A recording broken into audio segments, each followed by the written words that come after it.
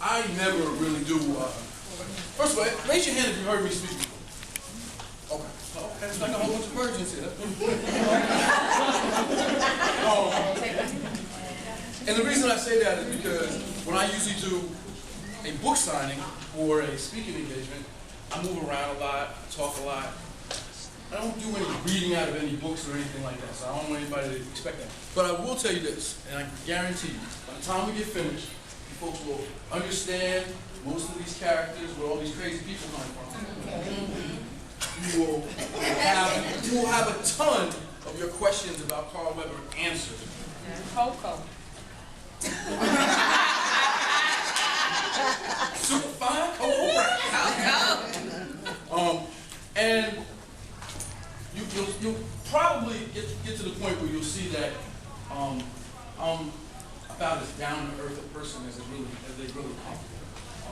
You know, first thing I say to everybody is, my success is not due to me, it's due to you folks, and I really, really, really appreciate everything and all the money that you have spent. I don't want anybody to think that I'm some fool that doesn't think that $24 for a hardcover book or $15 for a trade paperback, even $6.99 for a master book.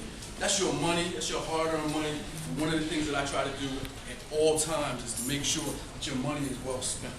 Yes. And we appreciate you for that. All right. Well, to kind of start this whole thing about Carl Weber, you know, people always ask me, they say, have you always wanted, you know, they say, you have this gift. Have you always wanted to write books? And well, I'm going to be honest with you. The answer to that question is, hell no. Straight up, I never wanted to write a book. The only thing I ever wanted to do was to own 5 McDonald's. And it's very important that you remember it and you think about this whole situation about these 5 McDonald's because they mean something. It's not just saying something, it was something that was very important. And so writing, it was nothing I ever thought about it. To be honest with you, I wasn't the greatest of English students. That wasn't something that, you know, intrigued me. I was more into this business thing. I really enjoy business. I have a master's, MBA in business, and I have a degree in accounting. So that was something, that's what it was really all about for me, was to be involved with business. And when I went to college, my parents basically said, look, you got to choose a career. So I chose accounting because I was going to own these 5 McDonald's and I was going to count all my money. And I wanted to be rich. My pops told me if we could own the McDonald's, we'd be rich. I figured if I owned 5, I'd be 5 times rich. I wanted to be rich. So I went to school, and I got a degree in accounting, and I went in a totally another direction. I ended up working as an accountant for a while, trying to save this money up to get this damn McDonald's. And as I'm trying to save to get this McDonald's, I found that accounting was the most boring thing that you could ever want to do. And that's not against any of you folks that do accounting. But it is boring. So, well, I ended up going with one of my personal passions. And I've been a comic book collector since I was about 6 years old. Okay? So I opened up a comic book shop in Virginia, and it ended up being 3 shops. And I opened those comic book shops off of, y'all remember those Citibank, Visa, and MasterCards they used to give you in college? Yeah. You know what I'm talking about, right? Yeah. Well, those Visa cards started my comic book business. That is my comic book collection. And I ended up getting 3 stores out of this. And one day, I'm sitting in my store, and these 3 white guys walk into the store wearing suits. I'm going to tell you right now, I was scared to death. I just knew it was the IRS. So I'm sitting there looking at these dudes, I'm like, damn, I'm in trouble. And one guy turns around, and he smiles at me, and he goes, how you doing? Michael Huizenga. I was like, and? He said, Michael Huizenga, like it was supposed to be important to me, you know what I'm saying? And what I didn't know about this guy, Michael Huizenga, was he was the son of Wayne Huizenga.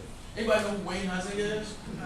Wayne Huizenga owns the Miami Dolphins and is the person that created Blockbuster Books. Blockbuster Video. I mean, we're talking billions here, y'all. And his son was a comic book collector similar to me, and he wanted to cut his teeth from something different than his father, but he wanted to use the same formula. And his father's formula was, they would come into a town and they would size up a video shop. Remember the old mom and pop video stores? There's no more anymore. The Blockbuster took over. But they would size you up. They'd either make a decision, either I'm going to buy you out, or I'm just going to open up and put you out of business. So this guy, I had 3 stores, so I guess he figured I was kind of big fish. So he actually offered me $100,000. Now I'm thinking, $5,000 Visa card, $100,000.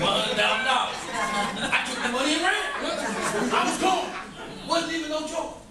And at the time, I was a single father, so I went back to New York. And when I got to New York, stayed with my mom. Now, my mom is my rock. I'll tell you that right now. Okay? That's my rock. And at the time, I got this little baby, single father. My mom's taking care of my son for me. She said, I'm going to take care of my kid. And I'm back in New York, where I'm from, you know? And it's been a few years because I graduated college and everything, went to work for a little bit. Come on in. Come on in, grab a seat.